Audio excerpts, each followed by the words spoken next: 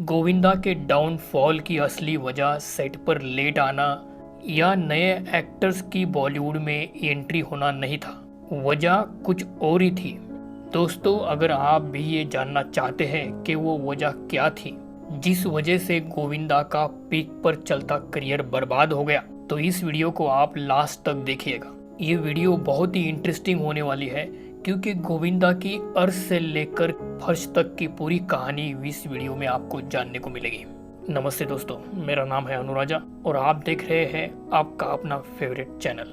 गोविंदा एक ऐसा नाम जो ना सिर्फ एक्टिंग के बादशाह थे बल्कि वो डांस और कॉमेडी पर भी अपनी हुकूमत रखते थे। उनके अपने फैंस के बीच जबरदस्त फैन फॉलोइंग हुआ करती थी। एक वक्त तो ऐसा भी आ गया था कि गोविंदा उस वक्त तीनों खानों पर भारी पड़ने लगे थे। 80 के दशक से लेकर 20 के दशक तक इन्होंने फिल्म इंडस्ट्री पर एक तरफा राज किया। लेकिन उनके करियर की आखिर में ऐसा क्या होने लगा था कि हर डायरेक्टर ने उनसे दूरी बनाना शुरू कर दिया था।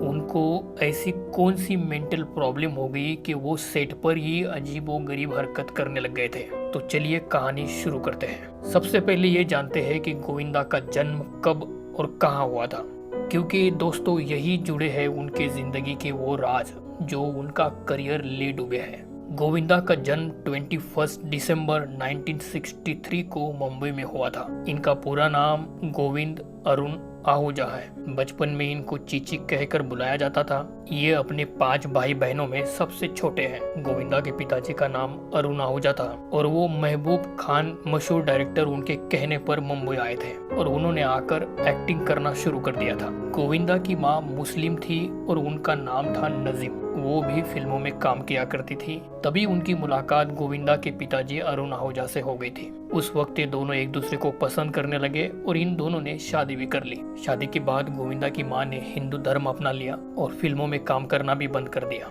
उन दिनों गोविंदा का परिवार मुंबई में काफी शान और शौकत से अपनी जिंदगी गुजार रहा था।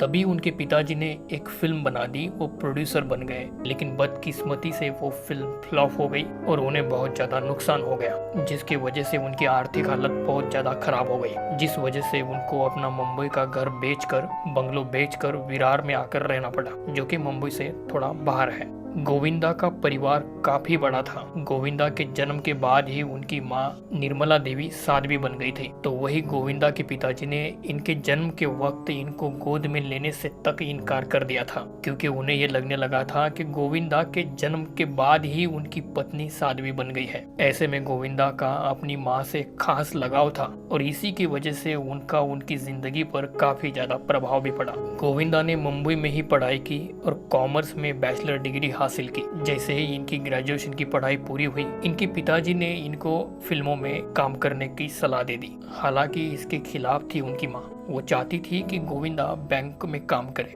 ये भी बताया जाता है कि उस वक्त गोविंदा की इंग्लिश ठीक नहीं थी, इसी कारण उनको कहीं पर भी जॉब नहीं मिल रही थी। इस कारण उनको काफी ज्यादा संघर्ष करना पड़ रहा था। तभी गोविंदा ने डिस्को डांसर फिल्म देख ली और इसी फिल्म से उनको डांसर बनने का शौक चढ़ गया। इसके बाद ही वो घंटों तक अकेले डांस की प्रैक्टिस करने लगे और साथ ही साथ फिल्मों में काम करने के लिए स्ट्रगल भी शुरू कर दिया। उन्होंने कई जगहों पर जाकर फिल्मों में काम करने के लिए ऑडिशन भी दिए और काफी ज्यादा स्ट्रगल करने के बाद उनको फिल्मों में काम करने का मौका मिल ही गया। गोविंदा की पहली फिल्म इल्जाम थी, जो 1986 में रिलीज हुई थी। गोविंदा ने अपने करियर की पहली ही फिल्म में शशि कपूर जी जैसे दिग्गज कलाकार के साथ स्क्रीन स्पेस शेयर किया था। ये फिल्म उनकी सुपरहिट रही। वही उनकी दूसरी फिल्म थी लव 86। इस फिल्म ने उनको रातों रात स्टार बना दिया। अब गोविंदा ने ये साफ साफ बता दिया था कि बॉलीवुड में एक नए सूरज का उदय हो चुका है और उसकी चमक को रोक पाना इतना आसान नहीं होगा।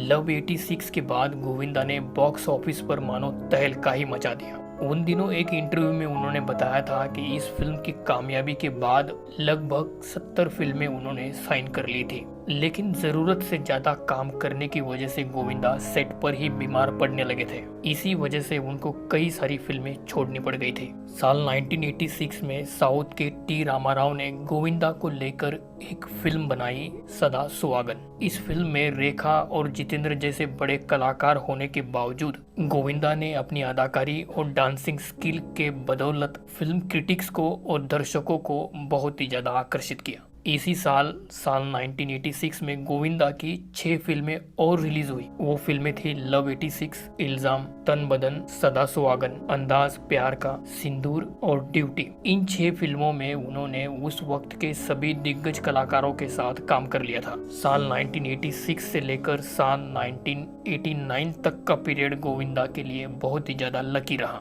इन 3 सालों में गोविंदा ने बॉलीवुड इंडस्ट्री को कई सारी हिट फिल्में दे दी, जैसे खुदगर्ज, दरिया दिल, घर घर की कहानी, हत्या, मरते दम तक, जीते हैं शान से और जंगबाज। गोविंदा की किस्मत का सितारा चमकते ही जा रहा था और 1989 में ही इनकी जोड़ी डेविड धवन के साथ बन चुकी थी। इनकी पहली फिल्म थी ताकतवर। इसके बाद उन्होंने डेविड धवन के साथ शोला और शबनम में काम किया और इस फिल्म में उनके अपोजिट में थी दिव्या भारती। इस फिल्म ने सफलता के झंडे ही गाड़ दिए। अब डेविड धवन और गोविंदा की जोड़ी एक के बाद एक हिट फिल्में देते जा रही थी। साल 1993 में गोविंदा की फिल्म आ गई आंखें और इस फिल्म को भी डेविड धवन ने ही डायरेक्ट किया था। ये फिल्म ब्लॉकबस्टर साबित हुई और 1993 की सबसे ज्यादा कमाई करने वाली फिल्म भी बन गई। गोविंदा और डेविड धवन ने कई सारी हिट फिल्मों में एक साथ काम किया है और वो फिल्में हैं राजा बाबू, कुली नंबर 1, साजन चले ससुराल, हीरो नंबर 1, दीवाना मस्ताना, बनारसी बाबू, बड़े मियाँ छोटे मियाँ, हसीना मान जाएगी, कुंवारा, जोड़ी नंबर 1, क्योंकि मैं झूठ नहीं बोलता, एक और एक 11 और पार्टनर। इन सभी फिल्मों में गोविंदा ने कॉमेडी रोल निभाए थे। बेहतरीन एक्टर और डांसर तो वो थे ही, अब वो कॉमेडी के भी किंग कहलाने लगे थे। इन फिल्मों में वो ज्यादातर कादर खान और शक्ति कपूर के साथ ही नजर आए। लेकिन दोस्तों, जैसे जैसे गोविंदा सफल होते जा रहे थे वैसे वैसे उनकी कामयाबी उनके सर चढ़कर बोलने लगी थी। इस सभी के चलते उन्होंने समय की बेकदरी शुरू कर दी।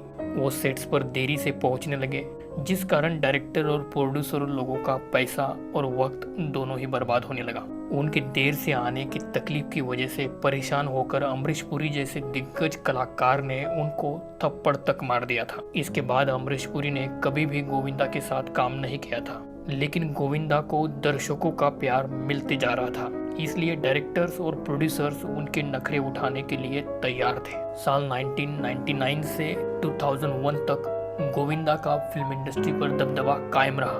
साल 1999 में उनकी 2 फिल्में रिलीज हुई थी, अनाड़ी नंबर 1 और हसीना मान जाएगी। इनकी ये दोनों ही फिल्में सुपरहिट रही थी। फिल्म हसीना मान जाएगी के लिए उनको बेस्ट कॉमेडियन का फिल्म फेयर का पुरस्कार भी मिला था। साल 2000 में उनकी फिल्म आई रानी मुखर्जी के साथ हद कर दी आपने और ये फिल्म भी सुपर डुपर हिट रही। साल 2001 में उनकी फिल्म आई थी जोड़ी नंबर 1। ये फिल्म भी जबरदस्त हिट रही, उस साल की 5वें नंबर की सबसे ज्यादा कमाई करने वाली फिल्म बन गई। फिर साल 2001 के बाद ही गोविंदा का करियर ग्राफ धीरे धीरे नीचे आने लगा। उनकी फिल्में फ्लॉप होने लगी, उनको फिल्म में मिलना कम हो गई। गोविंदा ने अपने पूरे फिल्मी करियर में डांस और कॉमेडी की टाइमिंग के लिए खूब ज्यादा वाहवाही लूटी है। इसके बाद 2003 से लेकर 2005 तक ब्रेक ले लिया। साल 2005 में उन्होंने राजनीति ज्वाइन कर ली।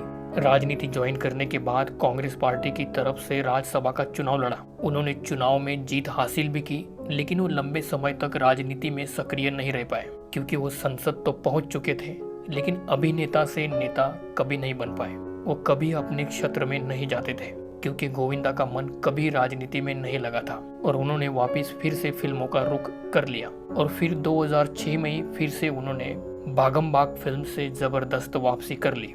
साल 2007 में मल्टी स्टारर मूवी सलामे इश्क में वो नजर आए, लेकिन उनकी ये फिल्म बुरी तरह से फ्लॉप हो गई। गोविंदा की एक के बाद एक फिल्में फ्लॉप ही होती जा रही थी। धीरे धीरे गोविंदा फिल्मों से गायब होने लगे। उन्हें फिल्मों में सेकंड लीड ऑफर हो रहे थे। उन्हें ताल में अनिल कपूर का रोल और देवदास में जॉकी श्रॉफ का रोल ऑफर हुआ था, लेकिन गोविंदा ने इन ऑफर्स को ठुकरा दिया, क्योंकि वो सेकंड लीड में एक्टिंग नहीं करना चाहते थे। गोविंदा भी राजेश खन्ना की तरह ही अपना गिरता हुआ स्टारडम बर्दाश्त नहीं कर पाए। इन्हीं कारणों की वजह से वो फिल्म इंडस्ट्री से धीरे धीरे दूर होते चले गए। अब गोविंदा के निजी जीवन के बारे में बात करते हैं। गोविंदा ने 11 मार्च 1987 को सुनीता से शादी की थी। और 1 साल तक उन्होंने ये शादी की बात सभी से छुपा कर रखी थी, क्योंकि उस वक्त वो फिल्म इंडस्ट्री में नए थे और उनकी फीमेल फैन फॉलोइंग ज़्यादा थी। अगर उस वक्त उनकी शादी के बारे में सभी लोगों को पता चल जाता तो उनके फिल्मी करियर पर इसका असर पड़ सकता था। लेकिन जल्दी ही सुनीता ने बेटी टीना को जन्म दे दिया और उनकी ये शादी की बात सबके सामने आ गई। जबकि ये खबर लोगों को पता चलने के बावजूद भी उनके फिल्मी करियर पर कोई असर नहीं पड़ा था। अगर उनके लव अफेयर की बात करें तो सबसे पहला नाम नीलम कोठारी का आता है।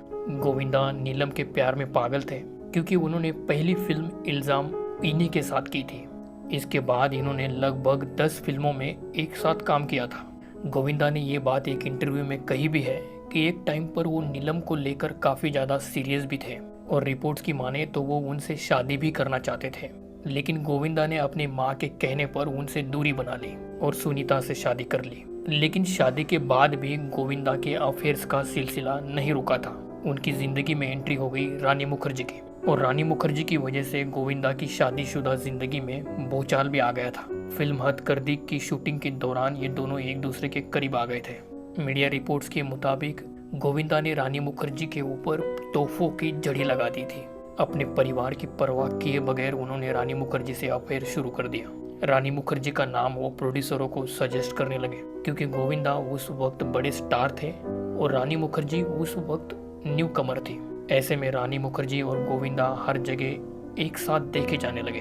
हद तो तब हो गई जब एक जर्नलिस्ट रानी मुखर्जी से मिलने के लिए उनके घर पर पहुंचा और गोविंदा वहां उनके बेडरूम में नाइट सूट में मौजूद थे। उस वक्त ये खबर चारों तरफ फैल गई और इस खबर के बाद सुनीता अपने बच्चों को लेकर उनका घर छोड़कर अपने मायके चली गई। अब गोविंदा रानी मुखर्जी से शादी करने के लिए अपने बच्चे और अपनी पत्नी को छोड़ने को तैयार नहीं थे, इसलिए दोनों अलग हो गए। अब सबसे ज़्यादा इम्पोर्टेंट बात का जिक्र करते हैं, जिस कारण 2001 के बाद गोविंदा का करियर डूबते चला गया। आज तक लोगों का ये कहना है कि गोविंदा के करियर की डाउनफॉल की असली वजह उनके सेट पर लेट पहुंचना है। तो दोस्तों, गोविंदा सेट पर लेट आते ज़रूर थे। जहां बड़े से बड़े एक्टर को एक अच्छा शॉट देने के लिए 1 घंटा लगता था, उसे गोविंदा परफेक्टली महज 10 से 15 मिनट में निपटा दिया करते थे, जिससे लेट आने से कोई प्रॉब्लम नहीं होती थी। जैसे कि आपको वीडियो के शुरू में ही पता चल गया था कि गोविंदा की मां निर्मला देवी साध्वी बन गई थी, और गोविंदा ने टाइम्स ऑफ इंडिया के एक इंटरव्यू में बताया था कि गोविंदा न सिर्फ अपनी मां को बेहद प्यार करते थे, बल्कि वो उन्हें अपना गुरु भी मानते थे। उन्होंने बताया था कि 14 से 21 साल की उम्र के बीच उनकी मां ने उनसे 48 लाख बार गायत्री मंत्र का जाप करवाया था। गोविंदा ने उस इंटरव्यू में ये भी कहा था कि उनकी मां जो भी भविष्यवाणी करती थी वो सच हो जाया करती थी। उन्होंने ये कहा था कि जब तुम 21 साल की उम्र के हो जाओगे तब तुम कमाल करोगे। 21 साल की उम्र में मैं हीरो बन गया और 50 दिनों के अंदर मैंने 50 फिल्में साइन कर ली, और फिर एक दिन मेरी मम्मी ने मुझसे मौत की भविष्यवाणी कर दी और 3 महीने बाद ही उसी समय मेरी माँ का देहांत हो गया, जबकि उन्होंने ये भी कहा था कि वो मर जाएगी। इस तरह गोविंदा का पूरा जीवन काफ़ी ज़्यादा धार्मिक माहौल में गुजरा है। आपको बता दें कि विश्वास और अंधविश्वास के बीच में बहुत ही हल्की लकीर होती है। वो लकीर इतनी फीकी होती है कि कब हमारा दृढ़ विश्वास अंधविश्वास में तब्दील हो जाता है हमें पता ही नहीं चलता। ऐसा ही कुछ हो गया गोविंदा के साथ। हाल ही में कैलाश नीलानी जी ने गोविंदा के करियर के खत्म होने की एक वजह बताई जो बेहद खास है। नीलानी जी ने इनके साथ कई हिट फिल्में प्रोड्यूस की हैं। उन्होंने ये कहा कि गोविंदा का करियर जैसे जैसे आगे बढ़ते जा रहा था वो बहुत ही ज़्यादा अंधविश्वासी होते चले गए। वो ठीक अपनी माँ की तरह ही प्रिडिक्शन करने लगे। वो अपने अंधविश्वास के कारण लोगों को अपने कपड़े बदलने को कहते। उनको लगता था कि सेट पर झूमर गिरने वाला है, लोगों को वो दूसरी तरफ हटने के लिए कहते थे। कुछ खास दिनों पर शूटिंग करने से मना करते थे। उनके दिमाग का डिस्क घूम गया और शुद्ध हिंदी भाषा से कब इंग्लिश की तरफ चला गया किसी को पता ही नहीं चला। कैलाश नीलानी ने अपने इंटरव्यू में बताया कि गोविंदा ने चाय में बादाम भिगो कर खाए और उसके बाद वो उल्टी सीधी बातें भी करने लगे, उन्हें चक्कर आने लगी। अब इस तरह की बातों से परेशान होकर ज़्यादातर प्रोड्यूसर्स और डायरेक्टरों ने उनसे दूरी ही बना ली और वो फिल्म इंडस्ट्री से आउट हो गए। इस सब के बावजूद गोविंदा अपनी जिंदगी बड़े शानो शौकत से आज भी गुजार रहे हैं। वो करोड़ों की संपत्ति के मालिक हैं, उनके पास ढेर सारी प्रॉपर्टी है जिससे उनको अच्छा खासा इनकम होता है। लेकिन हाल ही में एक दुखद घटना उनके साथ हो गई है। उनके हाथों से ही एक बंदूक की गोली चली और उनके ही पैर पर लगी है। ये एक्सीडेंटली हुआ होगा, मतलब डेफिनेटली ये एक्सीडेंटली हुआ है, जैसे कि उनके भाई ने कहा। तो दोस्तों, मैं था अनुराजा, मुझे दीजिए इजाज़त। वीडियो अच्छा लगा हो तो लाइक और शेयर जरूर करना, और भी सच्ची बायोग्राफीज को देखने के लिए चैनल सब्सक्राइब करना।